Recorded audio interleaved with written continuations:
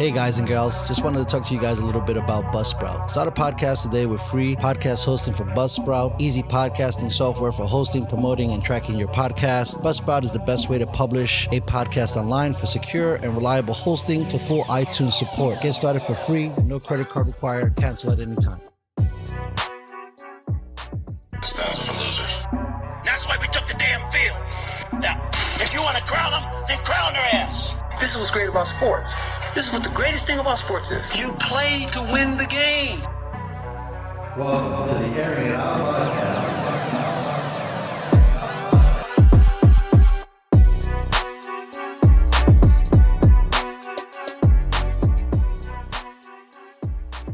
Ladies and gentlemen, welcome back to the Airing It Out podcast live. I am Dustin Marion. He is Hollow Clutch. What is going on, Hollow? How you doing, buddy? Chilling, man. Can't complain. Life is good. Life is good in NYC still. You guys are doing all right over there? So far, so good. I feel like we haven't hit winter yet at all. Really?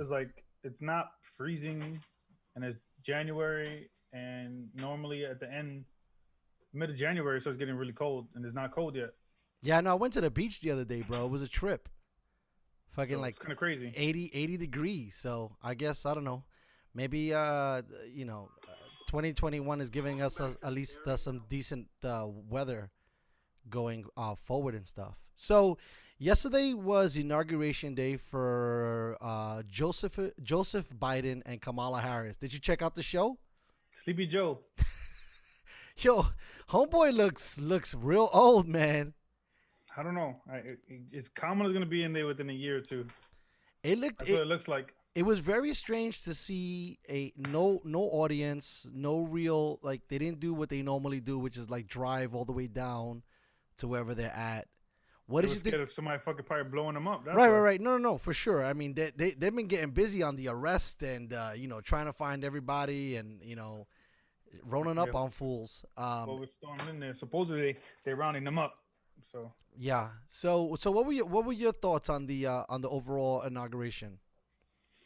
It looked like people who were trying to.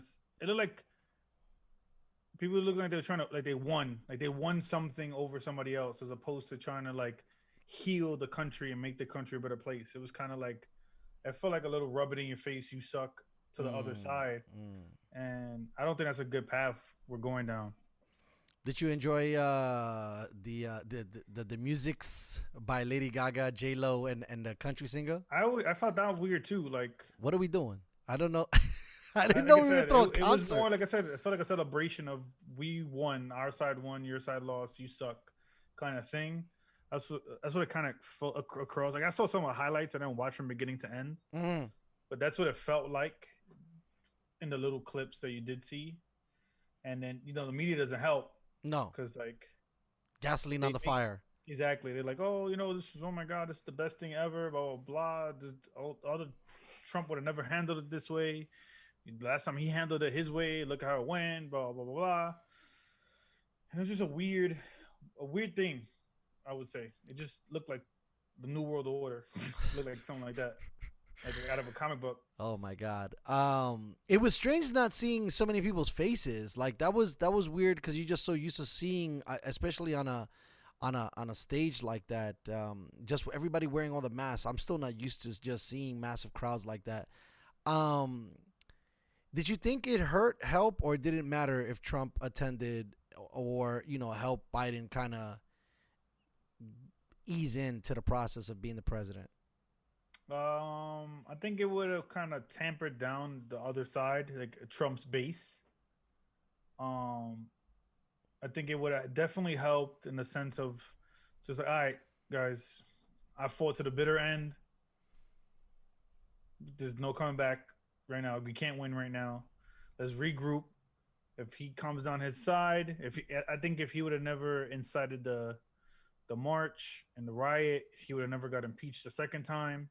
So he could have been like, look, I'm going to give you a sample of 4 years of Sleepy Joe. And 2024, I'm back. Like, what's up? We're going to start run this back. And I feel like he shot himself in the foot by doing what he did on January 6th and then not showing up yesterday. You think Just that if he would have strong did that, face. you think if he would have did that, he would have had an opportunity for round 2 after Joe? I think so. Yeah. I think if we don't, because it's gonna take time, maybe 2 or 3 years for us to recover financially, maybe a decade to recover financially, and coming in 2024, he could be like, look, you guys didn't bounce back as you would have when I was on the president, Right. on the presidency kind of thing. He could play that economic card come 2024, and I think he missed the opportunity. I think whoever his advisors were, he misstepped. I think he misstepped in a big way by not, telling his base, let's just we're gonna come together. We're gonna monitor this administration super closely. We're gonna use all social media, any fact checking to our advantage, and post any misleadings. They start doing. Right. He could have exacerbated his thing, and he could have exacerbated the saying, look, he lied. He said he was gonna do this on June 1st, and we're in August, and he could they could have rolled those tapes over and over. But now that he's banned from Twitter, Facebook, all these social media platforms, he can't use it to leverage himself against the other side, getting ready for 2024. So basically, he buried himself. Kind of. You think I he think buried he did. himself for Junior? Maybe. You look at how the way they Bill Clinton kind of hovered over Hillary Clinton. That's true. That is a very good point. It's like kind of guilty by association. Yeah, kinda for thing, sure, 100%. Where it would be like, oh, you're married, or you're his son, blah blah blah.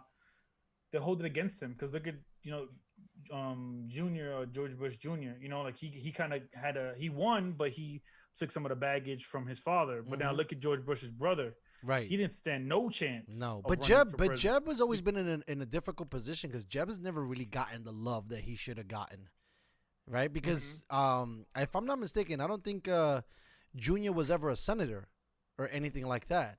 And Jeb's been doing big things for Florida for a while, and they just never what I'm saying is gravitated to him. his No, his dad. he had a- Right. You're saying that the but what I'm last saying name. is, so you got senior, and then you got junior, and then you have Jeb. So Jeb couldn't By stand the a chance time, because yeah. because his brother fucked up so badly from 2000 to 2008. And then Obama comes in. I mean, 2000 Yeah. 2008. Obama comes in. So like his brother doesn't stand a chance ever running again because he carries the stigma from his brother. To change his last name to Ush. Something or Kush. You get mad votes, real quick. bro. You get mad votes for Kush. I'll be pressing the shit out of that button. I'm like, is this a weed dispensary or is you know this how a people voting? just don't forget. You guilty by association kind of thing. If I were to do something wrong, you just be associated with me in this podcast. Right. We hot on the streets, both of us. Yeah, 100%. Like that. Even if you did nothing wrong. Right. Or or at least you now. want to do something great. Now Exactly. you're totally you're handcuffed to whoever is out there in the sense of if they ruin their name, it's crazy that you just got to be careful, and you're literally stepping on eggshells. All right, so let's rewind the tape a little bit. Overall, you think people will look back and say Trump had a successful presidency, or it's going to be overshadowed with 2 impeachments and COVID?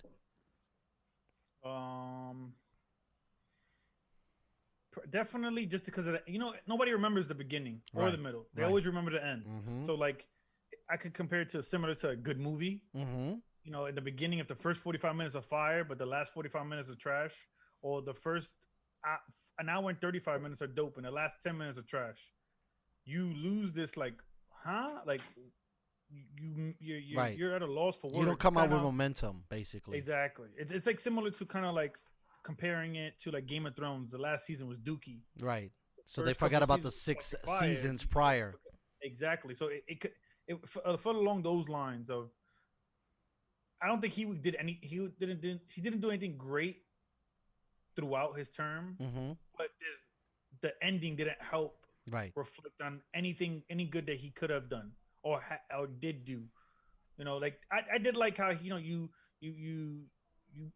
stop helping countries that are not contributing to us.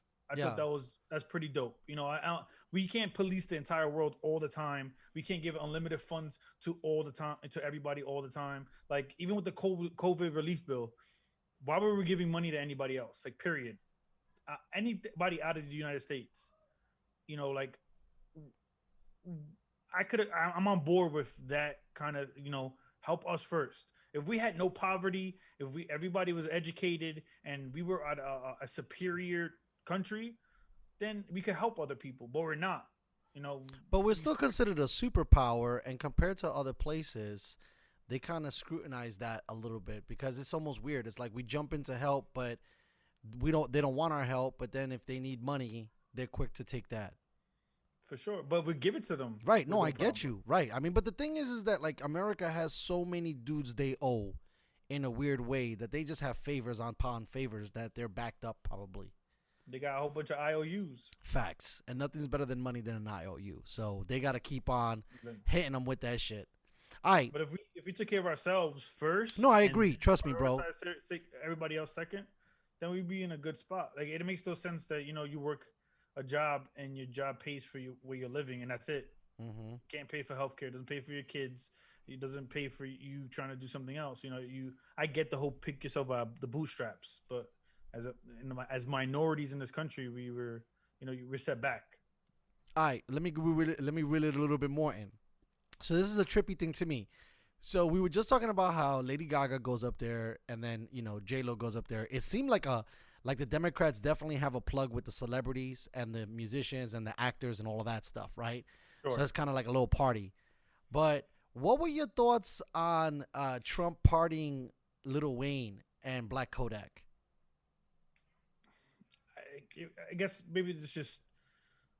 Is it a story or not a story, you don't think? I guess... Because I didn't know. I should have been a rapper. Most of the people he pardoned with people with money. Like Right. He didn't help. Right. He didn't pardon anybody significantly who was in jail for 30 years for a crime they didn't commit, or 20 years for the crime they didn't commit. You know, like Andrew Yang said, when he was president, he said his first day in office, he would pardon anybody who had a non-drug offense, who had like a small amount of weed. You know, like that would have been something crazy and impactful. Like I pardon anybody who was just arrested for whatever, 1 gram, whatever the case may be. Yeah, whatever the number you want to make.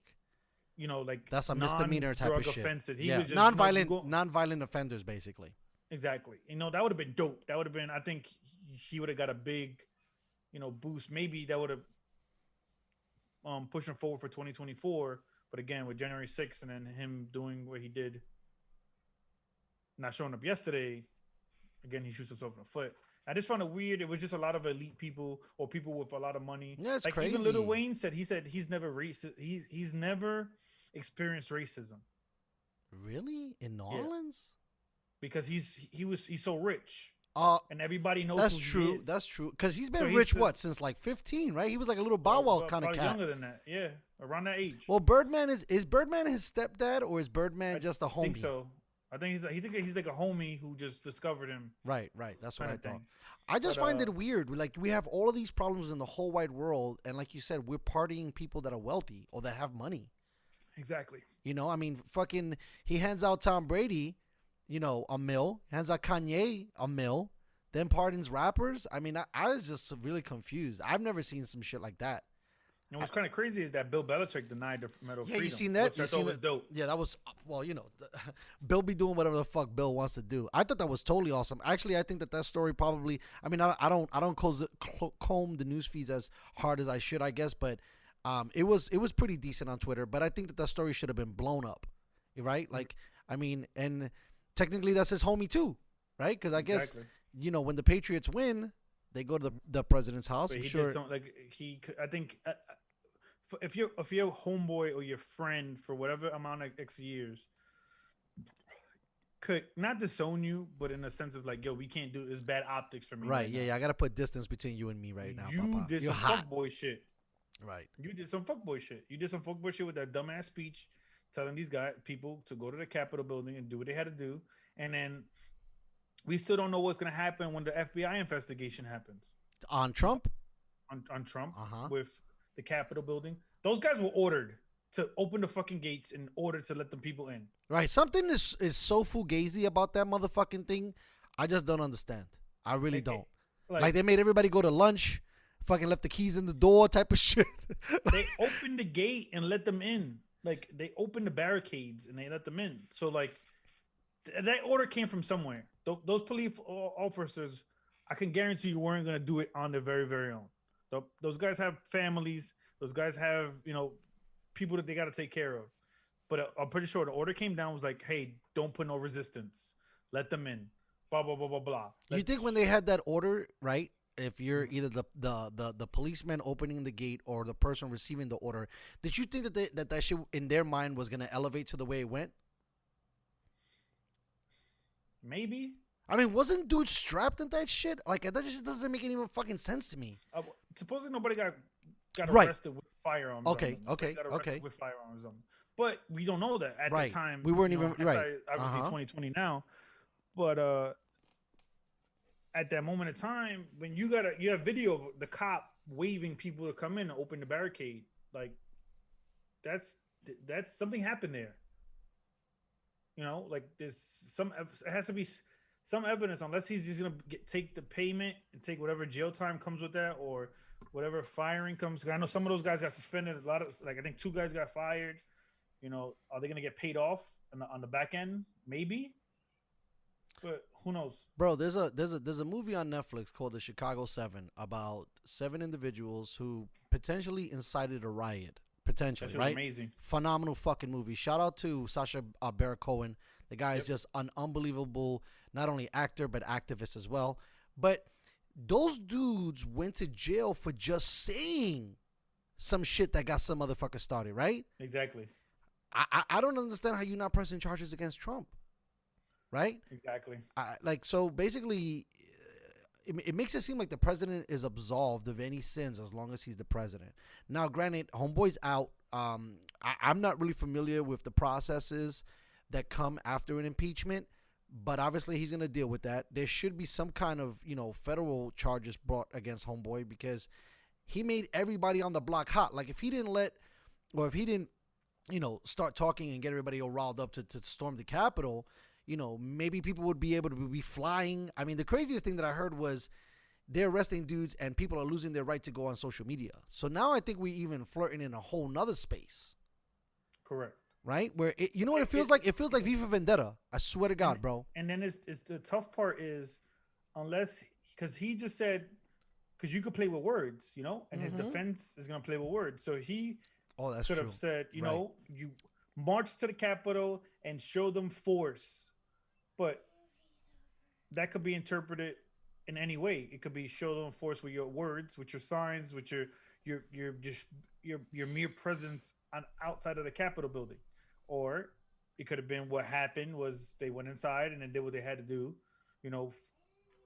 ruffle some feathers. But we don't know what any of that could be. Like it could be interpreted any type of way, because he didn't say, hey guys, go to the Capitol building, fuck the Capitol building up, rub your nuts all over Nancy Pelosi's desk, steal the fucking the shit. Like the microphones. You are not responsible for everybody's action, in a sense. If I say, but according to that fucking case, it seemed like those people were responsible for those dudes' actions, which is weird. But they got absolved of that. I got you. I get that part. So maybe moving forward, you can't really get at people for saying shit unless you do it. Correct. Right. Correct. So that's a tough part, But he might be held for other things. We don't know yet. We don't know. I mean, this guy, homeboy seemed to be still almost like bulletproof, bro. The first impeachment goes down, and by some miracle, COVID shows up and flushes that shit all down the toilet, right? And then he manages it. I don't even know. I mean, I could say piss poorly, but I think everybody else wouldn't have done. It would have been a difficult situation. I just think that the way he talks and says shit just rubs people the wrong way. I know a lot of people on the left that are not fans, but you go to Texas and everybody's loving homeboy and they got flags and banners. I mean, they're part of a team. It's a team thing as opposed to doing the right thing. So like I always thought, like if you were Republican or if you were a Democrat, it's a part of you. It's an extension of your moral values. Like if you think women should go to jail for having abortion, that's a moral thing. Like that's but it's just a lot of the lunatic things. Like you could tell how somebody is, right? So like a lot of lunatic things and worrying about economic stuff, off the jump you're gonna be all right, Republican. Right. Off the jump. Give money to everybody for not working, or just give money to people and whatever, Democrat. As opposed to somebody coming and say, hey, we can do X, Y, and Z, and this is how we do X, Y, and Z. But if you're on an aisle and you believe in certain things, you're just, you're stuck in that. So if you love guns, you automatically a Republican. Like if you're against guns, you're automatically a Democrat. It's just stupid little things like that where that's why I don't like parties to begin with. And do you think it's too far gone? Right, like we talked about it a few times back in the on the show's history, but like another I was gonna call them a company, but another faction emerging. You think it's just too many people on the left and the right just have their agendas, and basically it's such a long waiting list of lines of demands that when somebody that's a Democrat goes in there, they just gotta, because of all the favors that were owed, they just gotta go in that direction. And the same thing with the Republicans. It's kind of difficult. I feel like even if you felt somewhere in the middle, like I think Obama was probably more of a middle guy, and eventually try to be right, and then eventually due to politics, it got swayed another way. Yeah, he tried. And that's why like people bug out, like, oh my God, this he's gonna do this, he's gonna do that, or they gonna do this. For the most part, we have a great system of checks and balances. So like even Obama couldn't do everything he wanted. He just passed Affordable Care Act, and for the most part, that was it. He has a lot of blood on his hands though, due to drone strikes and shit. Yeah, he went crazy with that drone strike shit. Like he's the king of drone strikes, and he also he's deported more people than Trump has. People don't talk about that. But it's just optics. It's just what people want to hear and want to see and want to and we as a people have to be educated on these topics. Not saying we have to be immersed fully in politics, but just attach your moral compass and moral high ground to something. So like when you have people who are like, oh, they don't want, the Republicans are against immigration, it's like you're saying that these people are coming over the border and taking jobs, but they're not taking jobs. Most people don't want to go and pick peaches in a fucking peach farm it's 14 hours a day for $100 a day. People don't want to do that. It's hard ass fucking work, and Americans don't want to do that job anyway. Yeah, I'm surprised we've been dragging our whatever on the immigration situation. I get it. We had to have some type of control. We can't have everybody coming here, but there has to be a better way, a better system, a better path. So let's say if we did it, let's say if you wanted to come to America, you have to pay $500,000, whatever, to buy. That sounds crazy, bro. You got to put that shit a little bit more reasonable. Maybe 10,000, 50,000. I think that's still too small. Really? 500,000 is a lot. You're gonna be paying forever if you're doing $20 payments a month. But if you do a $500,000 to $100,000 buy-in, right? That doesn't include the tax money that you're going to be paying taxes while paying for your citizenship. So you're saying included in the tax bill, basically, like when you have to pay taxes that year, there should be some kind of America tax in the sense of getting you closer to becoming a citizen. Yeah, like because you're gonna if you're coming here for a better life anyway. Right. So like if you give them an incentive, hey, look, here's a goal. Your goal is you have to pay $500,000 and say in whatever X amount of time to be here. We're going to get better people to come here in a sense. We're going to get doctors. We're going to get, better scientists. We're going to get higher achieving people. But don't you think that creates kind of a conundrum too, where now it seems like America would be from the outside of the USA would be for the rich only? Like you would start there. You would start with people that could afford it first, because even if what if you're just 18 years old, shit is hard in the streets, and you trying to come over here to wash dishes and grow maybe in the restaurant industry and blah blah blah blah. You're not gonna have $500K out the gate, right? No, I'm saying not out the gate, not here. I'm at the border. Okay, Here's $500K. Let's make some kind of payment plan, basically. Yeah, it'll be like, hey, I'm here. You have to pay $5K a year for X amount of years, kind of thing. You know, it's not gonna be like no. It like, sounds interesting. It's better than what we got now, locking Exactly. motherfuckers up in jail and waiting for them to show, to send them back to wherever they're yeah, at. Like I know other countries, like if you bring a business, I know they give you a credit, they give you housing credit, your business transitions over there because you're bringing a business to another country. I know there's countries out there like that, So I don't know if we have something like that, but if we did, that'd be pretty dope. Because like it's crazy how like we don't support immigrations, but immigrations get better programming for like look how many the Habibis own grocery stores. They get the loan, the small business loans real quick out You here. think they're getting small business loans, or you think those motherfuckers they show up with like 100 racks each of them? Even so, but like how hard they work. Right, they grinders. They don't fuck around. They keep everything in the all family. The stores are 24 hours. Yes, they got bunk beds in the fucking basement because they got shifts that they rotate. But Americans don't want to do that. No. Real quick before we bury this, I just got a text. Shout out to Luch. He was telling me that the president entitled to absolute immunity from liability from damages based on his official acts, and it was Nixon versus Fitzgerald, which I think is that same case. That's why like you can't bring charges against him while he's in office. Right. So that's why you want to impeach him first, and then you bring charges. That's how that works. So you impeach him, then he doesn't get he can't run again. Then he doesn't get lifetime benefits. He doesn't get $1 million a year in flying credit. He doesn't get Secret Service for the rest of his life. All that goes away if he gets impeached. So like that's why they want to impeach him, to make sure he doesn't get any of those crazy benefits. Because I don't see a way where he could bounce back, kind of thing. He's gonna have to do in the sense of like all secret investing. Right. Basically, he tarnished the Trump name. Kind of. They're not gonna be enthusiastic about. Because like look at even his his daughter's clothing line. That shit kind of went away. Really? Because people weren't buying it anymore because of her father.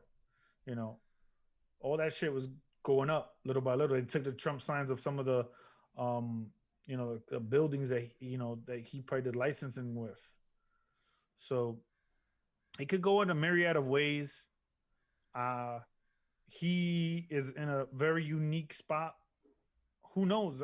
He might even take a secret plane to go to Russia. I was just gonna say, I would have got the fuck out of USA for a hot minute. Let everybody forget. Rip your name off for everything, and maybe in 10, 15 years. I mean, 10, 15 years, he's probably gonna be real old. How old is homeboy? 65. He's 70 now. I think he's like 70. Yeah. So I mean, look, he's been accomplished, right? He grabs pussies. He pees on girls. Homeboy apparently has been living the dream according to him. I mean, if he had to go away, like he could go to another, not only Russia, anywhere. And then just anywhere lay low. There's no extradition. Right. He has to go somewhere there's no extradition. And just lay low. Man, I can see that happening. I would totally do that shit. That's what I don't know why more people don't do that shit. If you're hot in the block, you should charges leave. Against him.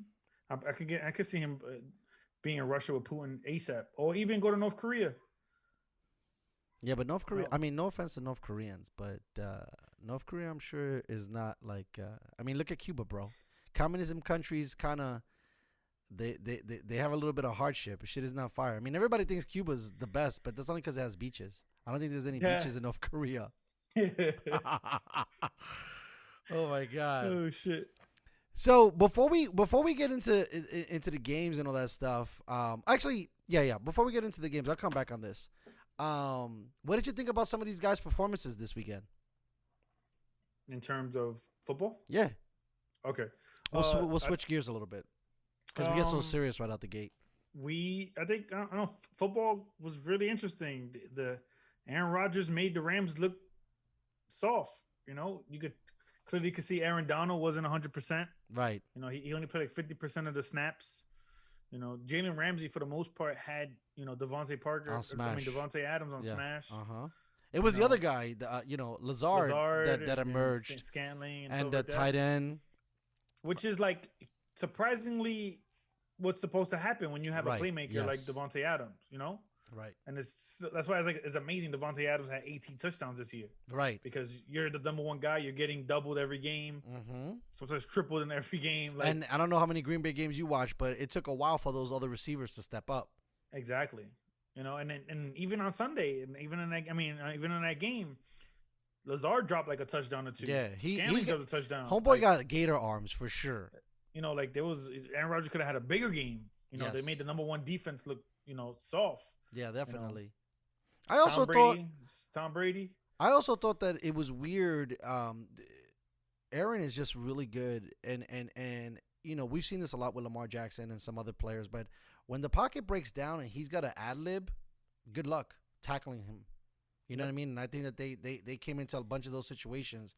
It almost made me think about when we used to play. You know what I mean? I missed the sack, and that's it. You scramble a little bit, and now it opens the field because everybody thinks you're gonna probably move. So they come in and they get off their assignments, and he had probably 2 or 3 plays that went in his favor because they had him a lot of times dead to rights. The Rams did. And Rodgers, he didn't even get touched like that. He said he felt like he didn't get touched. Nah, Like he didn't even get a sack. You know, he moved around. Yeah. But, you know, if you're not putting pressure on him, that doesn't matter. I was surprised they didn't just keep fucking blitzing him. Fuck it, right? Like, listen, we got nothing else to do. You know, got to put him in a bad spot. And it was a good game. I thought that game was good. Going to the Ravens game, it's exactly what I always thought about Lamar. You can't throw outside the numbers. right? We seen that a little bit last week. 2 weeks ago against Tennessee. I wonder. And look, Lamar Jackson is a freak. Lamar Jackson is a hell of a competitor. I don't know if it was a good idea for him to try to go fucking run and get that ball. Like, I would have took the L.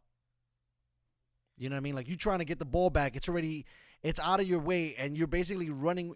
You're a smaller dude, and you're running against houses. I mean, I just thought for him. You don't want to be remembered like Cam did. Ben, Tom Brady, Rodgers has to be there too because Rodgers been in the building for Rodgers, too. Manning.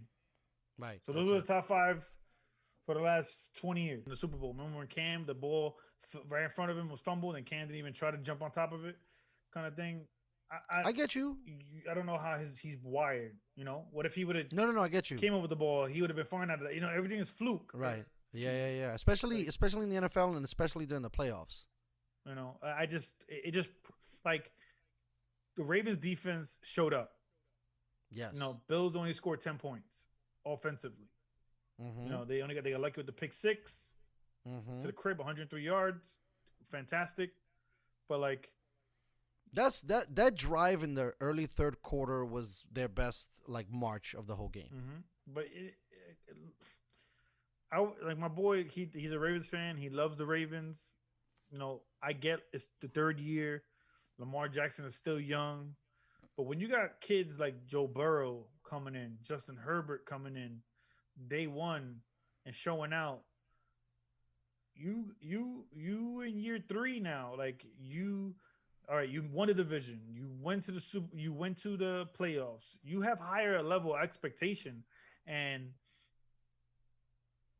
people don't seem to put too much pressure on people like that. And I think that's a wrong way to do it.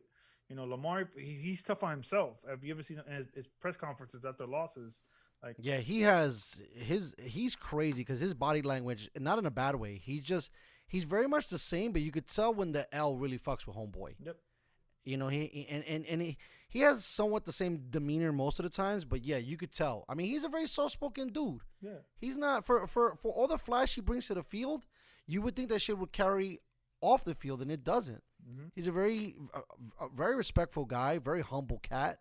I mean, what was it? His MVP run, Mark Ingram was trying to give him mad love, and he wouldn't even take it. Right? Everything's team, which is a great approach. It's amazing. Like, I don't know what the Ravens are going to do. They talk about giving him a big extension, and I'm like, you can't, like, you got to be careful. Like, he's not a grand slam home run.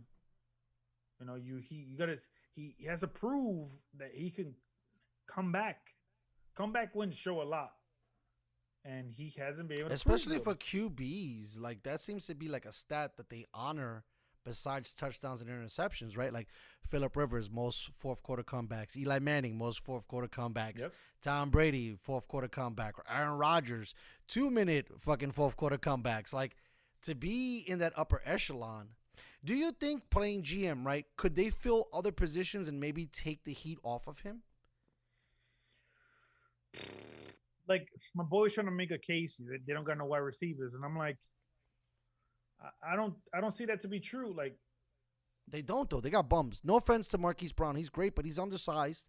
And now, granted, undersized wide receivers have been, a la Tyler Lockett, have emerged Lockett, and have Calvin shown. Ridley, OBJ, Antonio Brown. He's smaller than OBJ though, and he's smaller than Calvin Ridley. He's a little dude, bro. He's tiny. He's like my height. But like, if you don't, and they're putting him on the X. But you they keep running the fucking house. Right, the shotgun same shit. The full house. Like, what are you gonna formation? You can't like, it's just like how we say with Matt Ryan and fucking Julio Jones. If you don't get your playmakers the ball, is it the playmakers' fault, or is the play calling's fault, or is it the quarterback? I think it's fault? both. It's probably all three. You know, because like Marquise Brown is fucking fast as fuck. Look at Tyreek Hill; he's fast as fuck, and look what he does. Right. You know, like, not saying that Marquise Brown is the same level as Tyreek, but speed kills. Like, you could put your playmakers in situations. You could run sweeps with him. You could put him in bubble screens. You could, slants. There's shit you can do where if you're running the ball all the fucking goddamn time, running the same RPO every single time, and not trying to draw up any plays to throw the ball, stretch the field, those linebackers come up, those safeties come up. You could press coverage on the DBs. Like, you gotta do something else. I don't ever see trip formations. I don't see 4 wideouts. I don't see what kind of Kyler Murray does in Arizona. I don't see any of that with Lamar Jackson. Because he doesn't have that capability. But I also think that there might be maybe a limitation with his offensive coordinator because Greg Roman, if I'm not mistaken, also coached San Francisco and had Kaepernick while he was in San Fran, and he basically ran a very similar offense. But Kaepernick was a better thrower of the football than Lamar. Yes, but I'm saying maybe. So check this out, right? If you're throwing 10 times a game, you think you're going to get any better? Probably not. Probably right? Not. So maybe they got to put him in a system where he's throwing 20, 30 times a game, right? Because I don't see Lamar taking crazy. Like, I've literally watched Lamar, and this is it. It's like, snap the ball to Lamar, run up the gut. Snap the ball to Lamar, RPO, Lamar runs. They do it again, RPO, Lamar runs. And then maybe they do play action to the tight end. And it's basically rinse and repeat, rinse and repeat, rinse and repeat.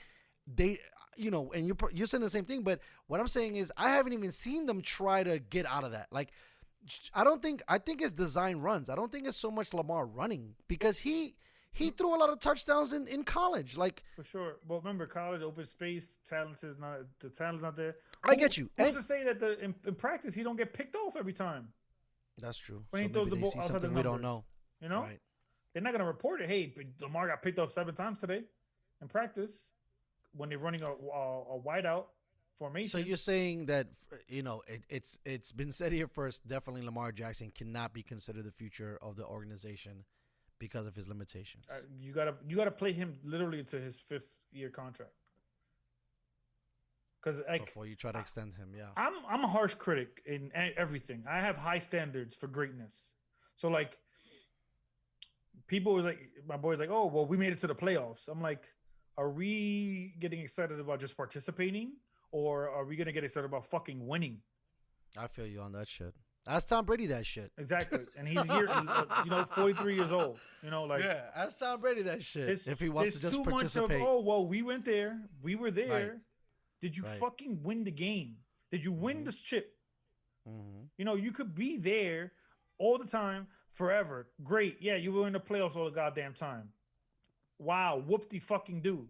But if you're not winning the championship, kill me with all that noise. That's why, like, go ahead. Not only with Phillip Rivers, like, the debate now is he a Hall of Famer? Shout out to Josh Booty. He says he believes he is. Here's my rule of thumb when it comes to Hall of Fame in any sport. If you have to think about it, they're not a Hall of Famer. He didn't hesitate. I would have not hesitated either. I think he probably has the numbers. He's like our Dan Marino, probably. Dan right? Marino was great in his era. Philip Rivers Right. was never a top 5 quarterback ever. Right. That makes more sense. So that's why I can't like the numbers are gonna back it up. Just like the numbers are. I'm sorry. Just because the Super Bowls is gonna make Eli a Hall of Famer. Right. Yes. 100% I don't think Eli is a Hall of Famer. No, not on regular season numbers. But if you look at his playoff numbers and if you look at his playoff wins, But 100%. But then he took down the Goliath. Patriots twice. Yes, and one of those times they were undefeated. All of that shit, he gets a jacket. And then what hurts Philip Rivers is Eli Manning didn't want to go to the Chargers, and the Chargers had to force a trade with the Giants to swap that was you some two crazy shit. Right. in the same draft, and he won. And then in his same draft, Big Ben won. Yeah. He That was never rough. won. No.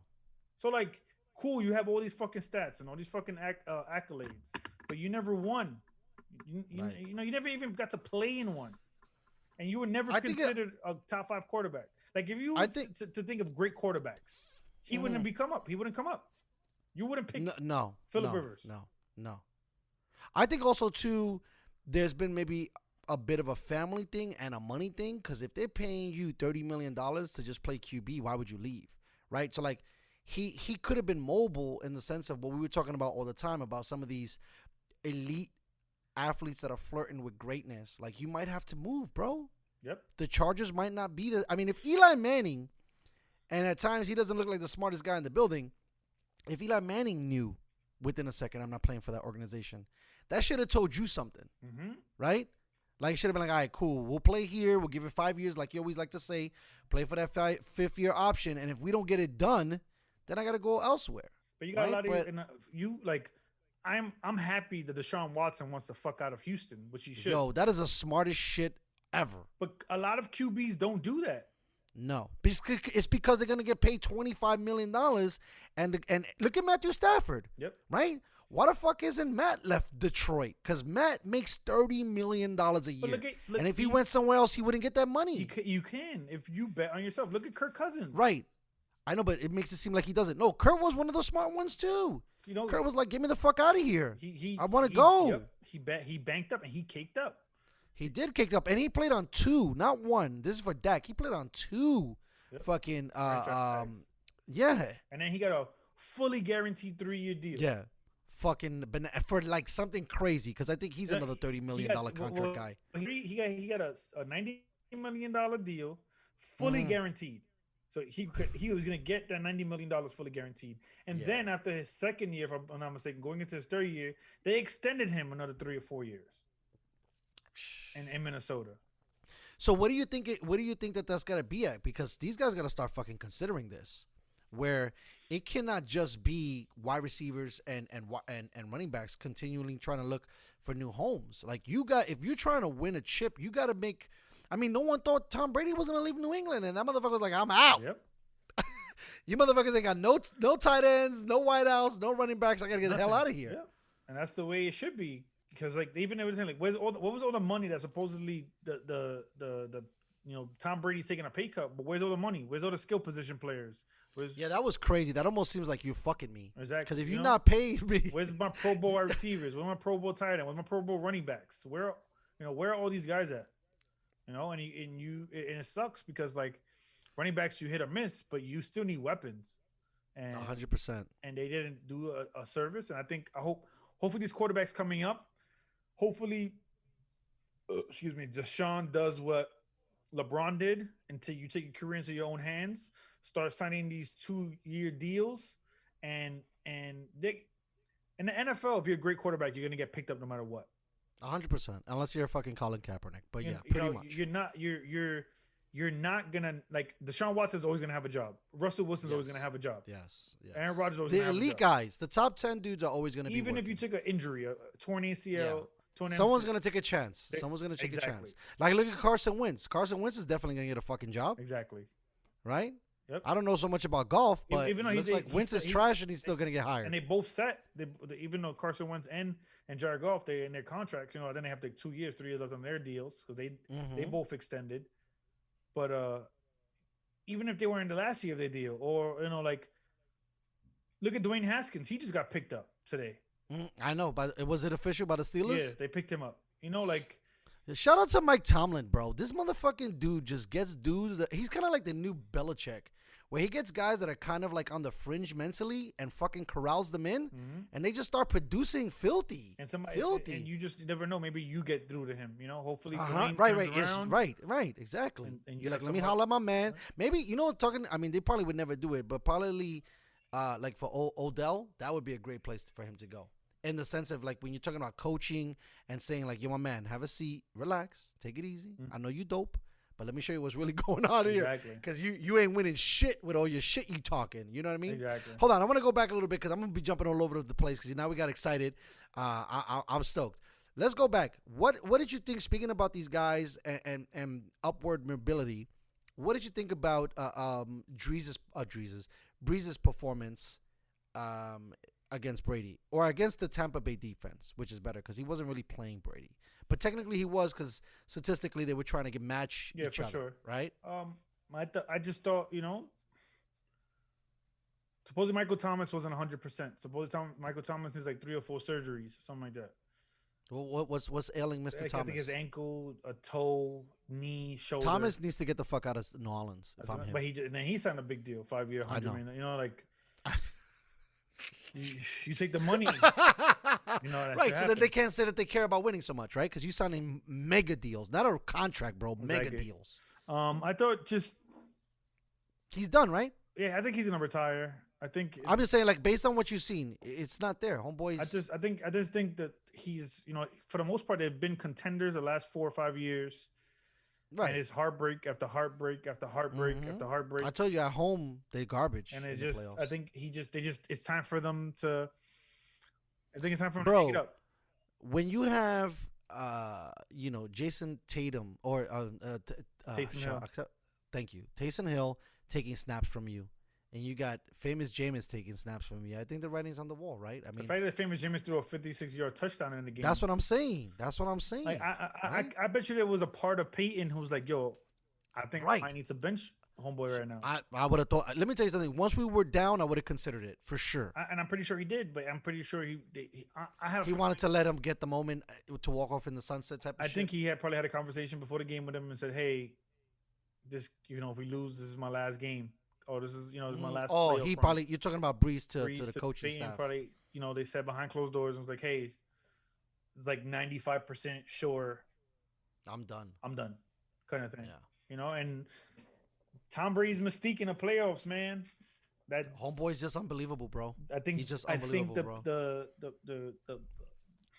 The Bucks played inspired. They're like, "Oh, we have the GOAT on our team right now." The defense played inspired. You had, maybe the Saints. They thought they were too full of themselves as well because they're like, "Oh, we beat these guys twice in the regular season. We fucking dismantled them in the regular season. They couldn't fuck with us." Yep. And who knows? They got in there. They probably got in their own way. They probably got in their own way mentally. Put the proverbial foot in their own asses. And Tom Brady came to play, man. I gotta respect the homeboy. Let me tell you something. You know me, bro. We go way back. I've been rocking homeboy for a hot minute. I was a believer in 04. I was a believer in 06. Like, I knew that homeboy's recipe for winning is a great one. I just didn't think it would have translated so quickly down in Tampa Bay, even though they were loaded. And I'm gonna get back to that in a second. But I wanted to ask you something else. So you watch all the games, right? Yeah. This past weekend. So what did you think about? We'll start with this. What did you think about Baker's performance? I think he did enough in his intangibles to win the game. And it wasn't him. They kind of got fucked out of that game, technically, right? Or not technically, kind of, sort of. What do you think? Maybe it's just tough, like. They always say, like, everything's never going to go perfect for you. 100%. As a franchise quarterback. I think in life, you could plan a pretty picnic, but you can't predict the weather, right? Isn't that what Outcast talks about? Yep. So, like, are you going to, if your guard isn't there, or if your guard is coming back off a COVID thing, or, like, I don't know. I think he's another one who's, like, the Browns got to be careful with how much money they pay him. I agree too. Kind of thing, like you don't know what is gonna happen. Like Patrick Mahomes is out for the middle of the third quarter to the whole fourth quarter. Like, I felt like they should have started smoking them. And I'm surprised. Do you feel you watched the whole game? First of all, what did you think of their play calling offensively in the first and second quarter? the Browns. Yes. I thought they were playing to not lose. Right. I talk about that shit all the time. I think a lot of NFL coaches do that shit. Yeah. They play not to lose. They can't do that. They can't do that in the football. To winning and losing, and then your job being secure, your job not being secure. You know, if you get slapped all the time, you're gonna get fired. So like, I'm pretty sure everything is it's a slippery slope trying to manage all these egos and all these people, and then manage the ownership and balance home. Do you think Stefanski kind of went away from what they were good at because they didn't start feeding the rock to Chubbies until late, almost when it was too late? Like, why didn't you start out the gate with a ground game?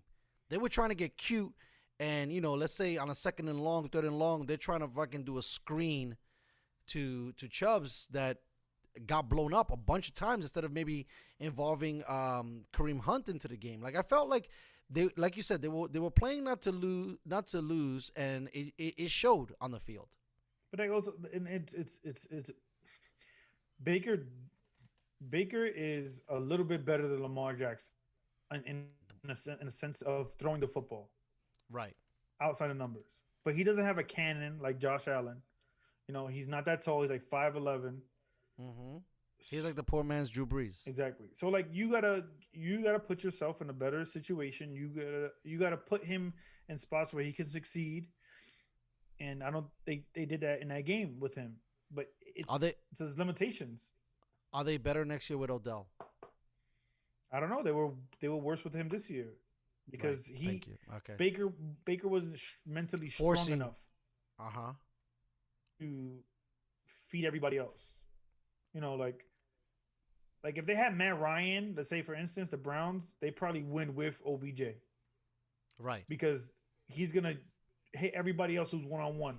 Calvin Ridley, Russell Gage, he's not gonna force it to Odell and then throw bad balls to Odell. Like that was another thing with Odell. You would give Odell the ball low, high, behind him, to the left, to the right, and then bad ball just to say, hey, look, I'm getting you the ball, in a sense, as opposed to getting him the ball and putting it in his hands to make a play. So Baker plays a big burden in this because I'm pretty sure the Chiefs had, like I said, Andy Reid's like the GOAT coming out of bye weeks. He came out of the bye week. He fucking won a game with Chad Henning, bro. Exactly. It's crazy. Anything is possible. I feel you. That was a great hashtag. I hashed it out for a couple of our picks. I mean, that was something that I brought up. Shout out to Uncle Salty. Why didn't the fucking Ravens have a competent backup to run their offense? Well, they had Robert Griffin. But remember, Robert That Griffin is not a competent fucking guy. I'm sorry. Neither is the other kid they had. I love you, RG3. You were one of the most spectacular things I've ever seen. But I'm talking about, they went from Patrick Mahomes to Chad Henning. You could have had one of those. You could have had I'm not saying Blaine Gabbert would have won if that was a role reversal. But there's a bunch of dudes that they could have had, on the bench just in case. I don't remember, because when you go into those games, you have to make sure your roster is active. Right, that's what I'm saying. So I would have totally, not saying that you're thinking that Lamar's going to get hit, but Lamar be doing some crazy shit. I'm always thinking like, damn, there's a chance but he could run on a bad play and get fucked up. Or should I have? Yeah, another DN or another wide receiver or another running back or another tight end. I get you. I understand that. I just thought that, it just shows, and this is weird to say because usually the coach of the Ravens, he's pretty dialed. But that's how dialed Andy Reid was. Andy Reid didn't have some project quarterback sitting on the bench just in case. He had a legitimate dude who's been in the league 13 years and knew what the fuck he was doing. Dude, I don't know. Maybe they should have got Jameis Winston as a backup quarterback. Facts. Yeah. I would have took that. Famous got a gun. Got a gun. And Famous does not give a fuck. Yep. He will keep airing it out over and over. I see him starting next year for the Saints.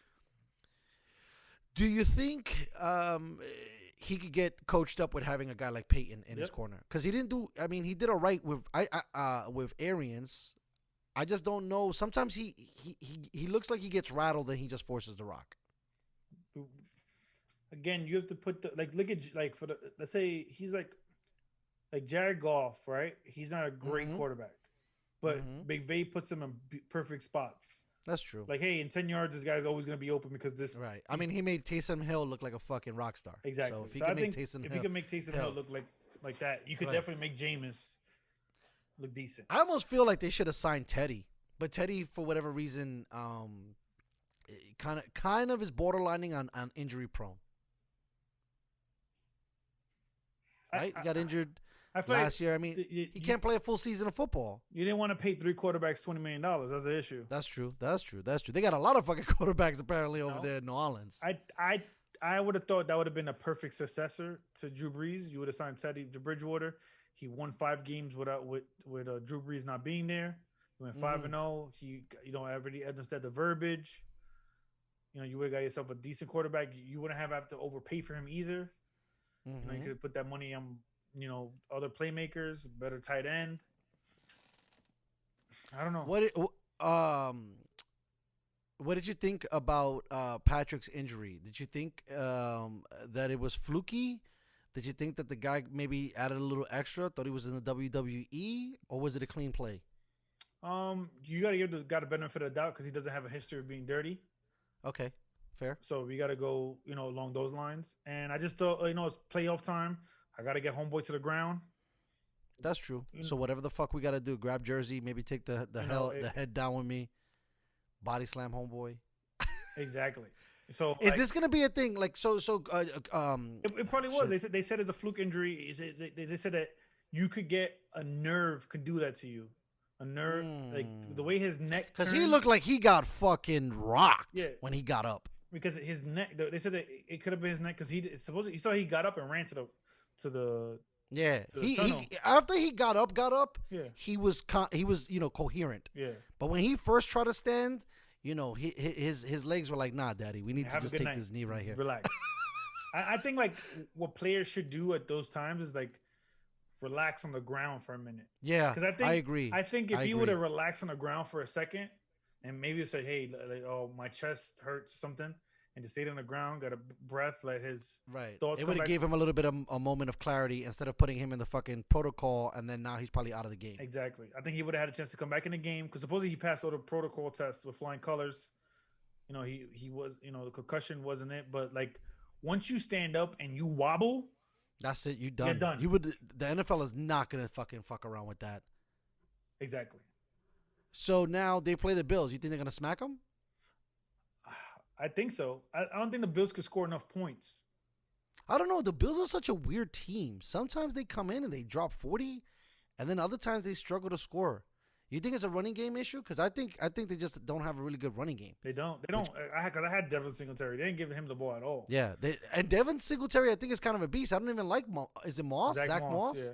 I'm like, and he got injured, Zach Moss. Right. So I don't think he's playing this week coming up. So I don't know what they're gonna do. I really don't know what to do. To be honest, I didn't think the Buffalo was gonna make it this far. Come on, bro. You gotta believe.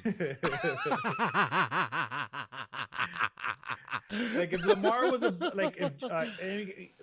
know we're going back to the other game. But No, it's okay. We're going all over the place. If Justin Tucker doesn't miss those 2 field goals, we don't know what. Fuck, what a situation, bro. How crazy was that? I think that played a lot of factor into it too.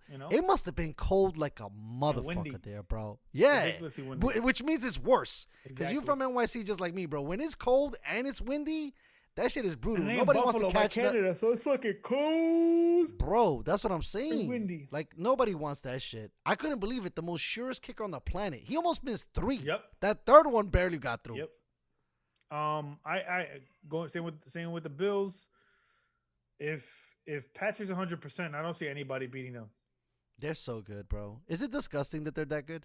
It's crazy, right? Crazy. And they got a chance to do something special. Yeah, agreed. I told somebody, I was telling, again, shout out to Uncle Salty, because he's a huge Chiefs fan, and he's been chiefing it for a minute. But when you have arguably the best QB, best tight end, and best quarterback, coupled with one of the best coaches in history. Holy fuck, bro! You could dominate for a long time. And to be honest with you, it doesn't really look. They look head and shoulders offensively, even schematically, over all the other teams.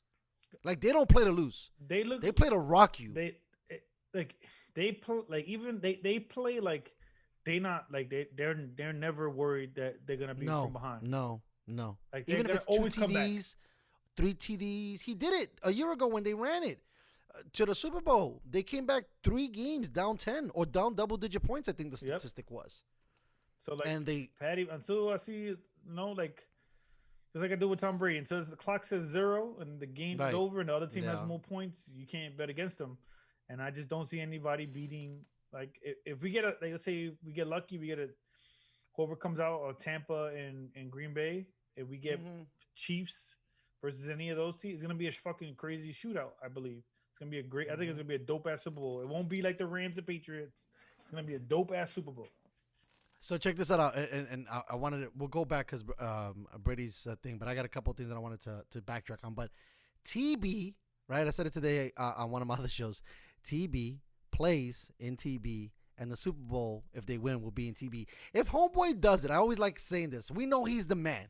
32-11.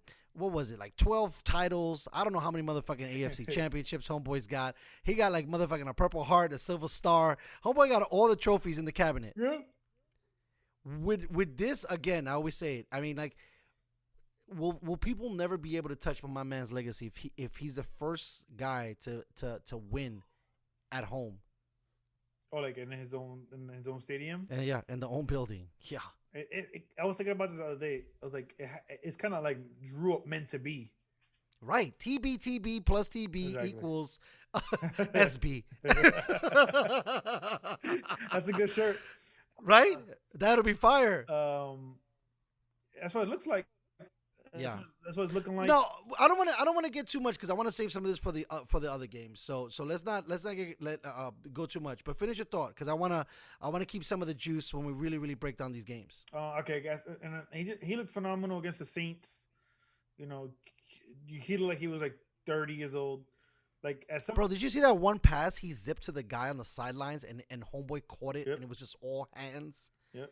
And it looked like Homeboy was not catching that. I mean, Tom stood at some points in the game. He threw the ball too hard. Right. Yes. Like some of the guys was just like, oh, dropped. Like oh shit. Yeah, that happened a lot to Godwin. Yeah. Because Godwin had 2 in his hands, guaranteed one was a touchdown, and then one was probably I think a third and short. Homeboy's just dialed. It should have been. They could have got 50, 60 points on the Saints. Facts. Yes. A couple of drop touchdowns. Mike Evans really didn't do much. He just got the one catch 2 yards. Right. But I think that it was by circumstance because they were all over. No, for Mike sure. Evans. Because they got and I think Lattimore. Right. Who I think is one of the best, and we're gonna do it sometime soon, if not this month, next month. My favorite, or I think the best DBs, and Marshall Lattimore is definitely up there. Mm-hmm. I mean, he's for sure shut down. I think they said something crazy, like the Saints were like top 3, top 4, if not top 5 defense in the league. So they're not in a sneeze at. No. I'm with you. Yeah, so I want to touch one more thing, then go back, and then we'll start to dig into some other stuff. So I wanted to say, do you think Belichick kicking himself in the foot or kicking himself in the ass for letting Tom go and not getting in pieces? I think it was a perfect storm for the Patriots to look bad. So first you have COVID, right? Mm-hmm. That doesn't help. Mm-hmm. So no, then that was terrible. Your historic defense. 8 of them are gone due to opting out because of COVID. Mm-hmm. You have 8 of your best players potentially basically on your defensive end opt out. And then you let go of Brady. You get Cam. You're feuding with Brady for 2-3 years already. Mm-hmm. So that adds into the perfect storm. And then if you devise the plan with Brady, it was like, hey, we're gonna go get we're gonna give a first round pick away. We're gonna go get you OBJ. We're gonna go get you Julio Jones. We're gonna get you a decent tight end. Get him some weapons. I think Brady would have stayed. I think Bill Belichick kind of wants to be like, I did it without him, kind of thing. I think he No, I think they both felt that way. For sure. Right? for sure. But like Bill Belichick is known to be more stoic and more distant and more like I'm gonna get rid of. It's a business. I'm gonna get rid of players before they fall off a cliff, a la Gronk, a la everybody, Rice, bro. Amy Collins, all these guys he got rid of right before they fucking fell off a cliff. Like even the homeboy, the DB that he didn't play, he got rid of him in Tennessee. He didn't really do anything in Tennessee. Like he didn't make any Pro Bowls or anything like that. Like Malcolm Butler, like he got rid of Richard Seymour. Yep, he Richard Seymour is a fucking defensive player, like all-star, all-pro. He got rid of Deion Lewis, right. and then he went to Tennessee. They Homeboy is not afraid to move off of guys, and then especially earlier than anybody else. He wanted to go with Jimmy G, and then that shit went sour. It's like, oh, you favoring Homeboy more than me. Exactly. So it was a perfect storm. So it's just by circumstance, not so much like potentially Bill knew that the writing was on the wall, seeing all these different things unfold. Correct. And like if the only thing Bill could do is do some big dick shit and give like 3 first-round picks to Houston and get Deshaun Watson, and then right. So now rebuild the team, get playmakers, and come back with a vengeance. So that's what I was going to bring up, which is perfect that you tied it into me. So Deshaun, right? He's obviously going to get the hell out of Dodge. They're obviously entertaining things. I told you last week, I think. Should Belichick pull the trigger on something like that? He should. It's a pretty proven product.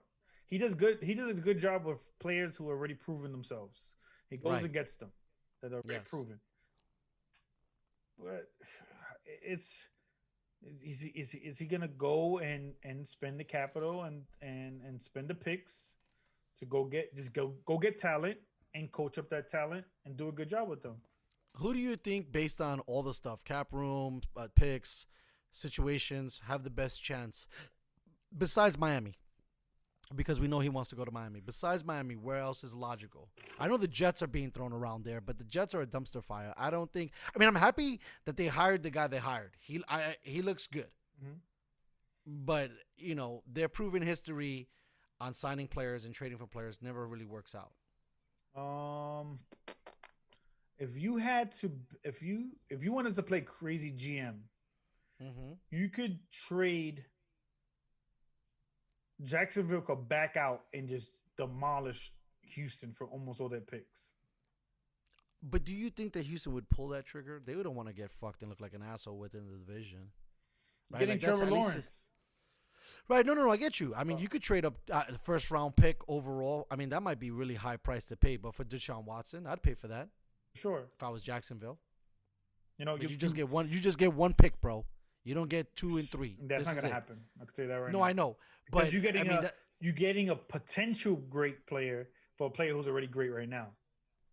So that's why you have to play multiple picks.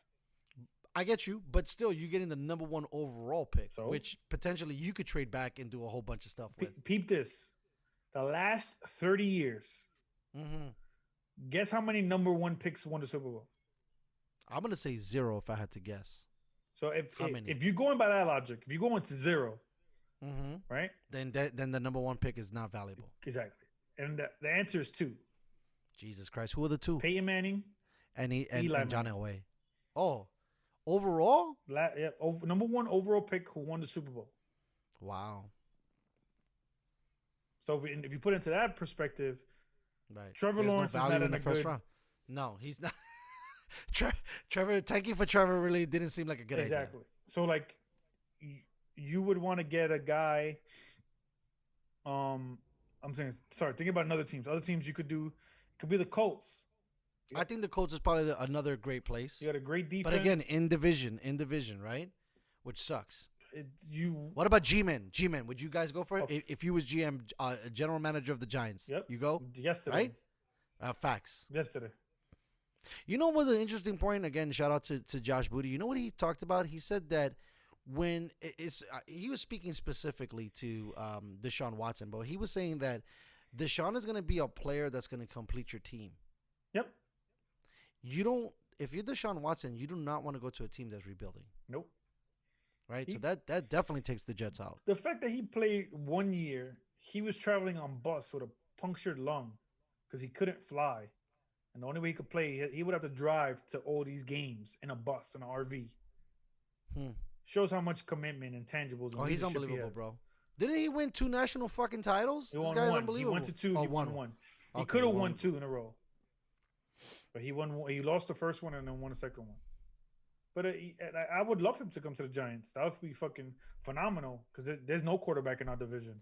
So like, right, they're fucking. That'll be right perfect. Now too. I'll trade Saquon and I'll trade Daniel Jones and a first round pick to get Deshaun.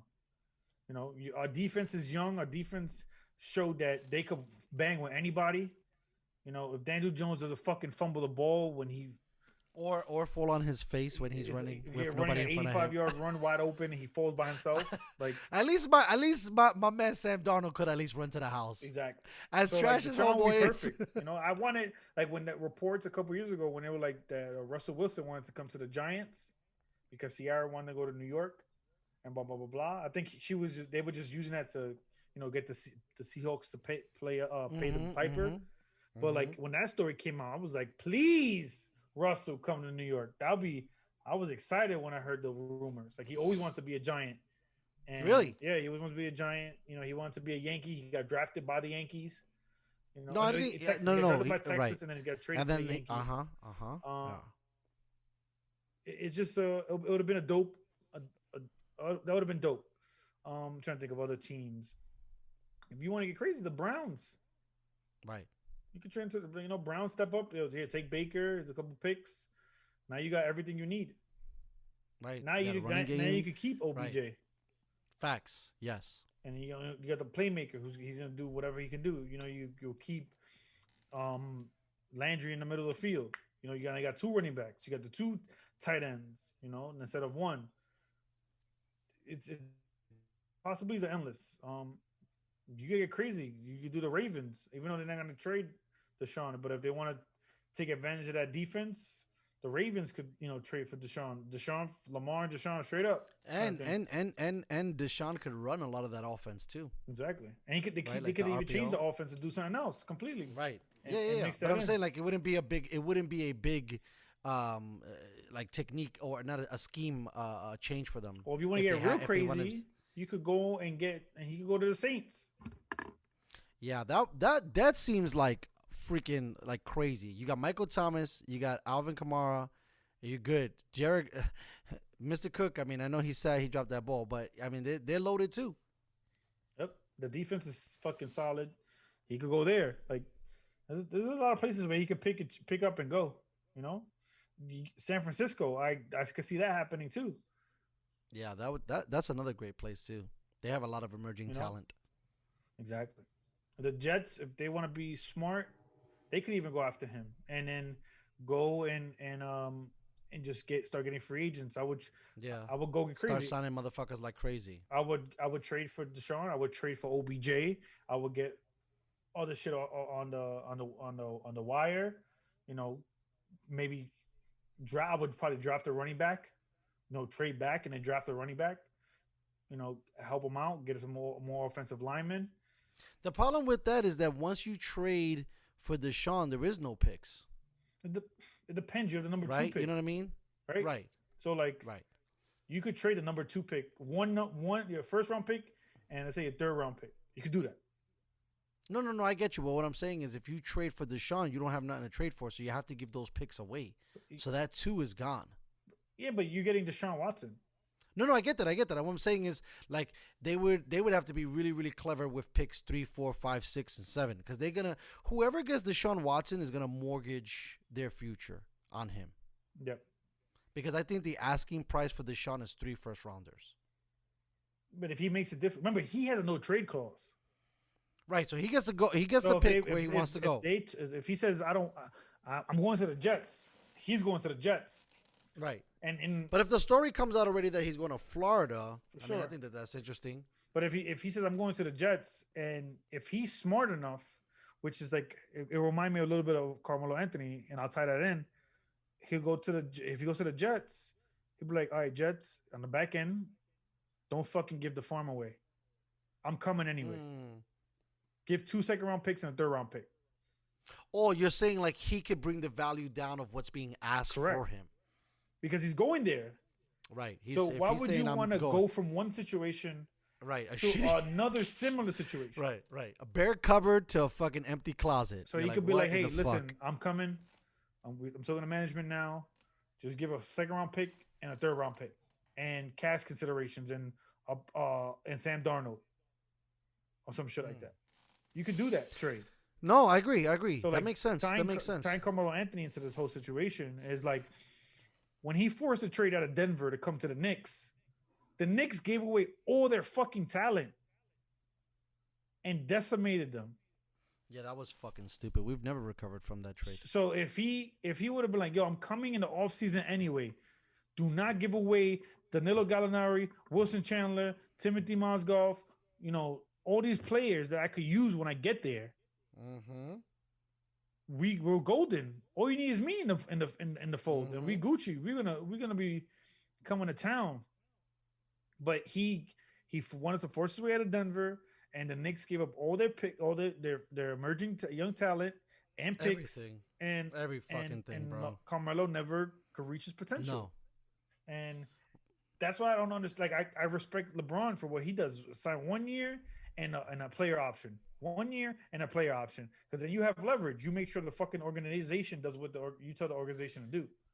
He might go down as one of not only the greatest players, but just a really, really keen understanding of just how it all works. Because I'm not gonna tether myself to you guys to the point where I can't leave to continue my greatness, right? Like I'm not stuck here. Yep. Which this is probably the first time in a minute we've seen this happen in the NFL.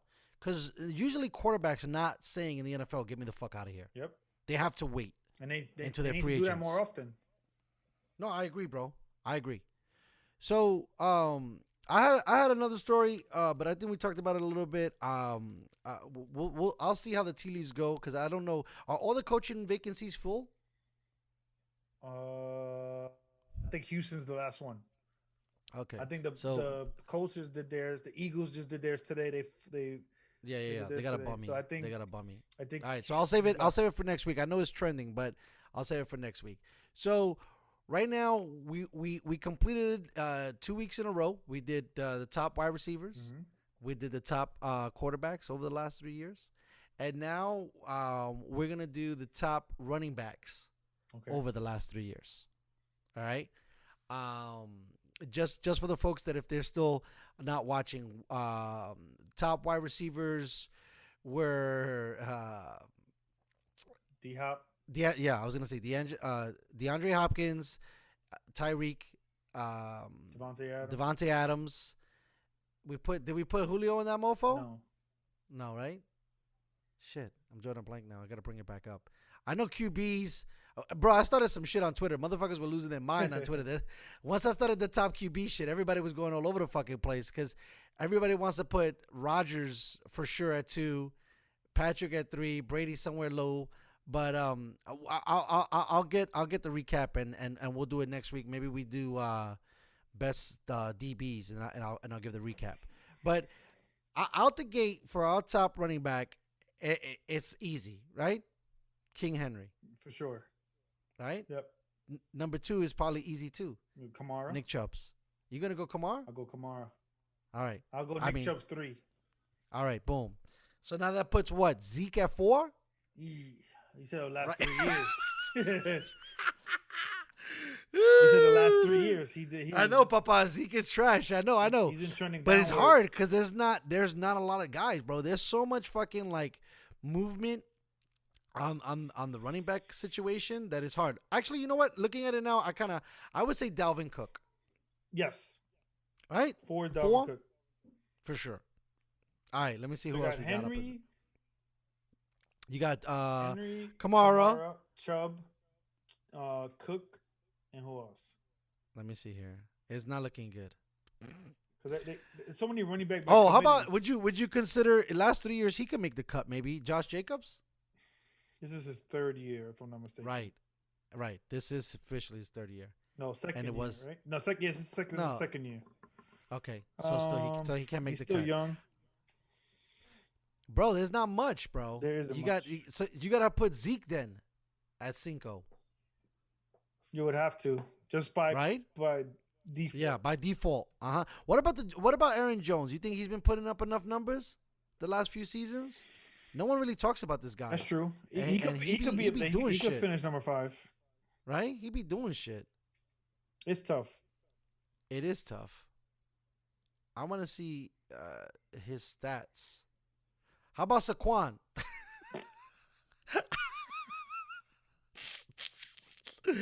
Oh my God! I know you're not a fan. Dude, they should send him to the Jets, bro. I would totally take him. You could take him. His dad is a Jets fan for a long time. I'll take him. All right, let's see. I mean, he got all right numbers. Jones, 2018, barely. I mean, it must have been a half year for him, or he must have just been leaking in. But 728 yards, 8 TDs, and then 2019 explodes, 1,016 touchdowns, and then in 2002 again, another 1,000-yard season, 9 TDs. It's crazy how fast these players move. Right, and not only that, how fast they run out of juice. Especially running backs. Yes. So you would have to put Aaron Jones 5. It seemed like. Oh no! Wait! I'm being disrespectful. Hold on. Yeah. Hold on. Listen, because I feel like we're being way disrespectful. 5 is Christian McCaffrey. Oh, whoa! He can't even be at 5. I put him way higher than that. No, you have. I put him over Cook. Yeah. Okay. He's dynamic. I mean, this is the first year he's been. No. Listen, this is the first year he's been injured. Yeah.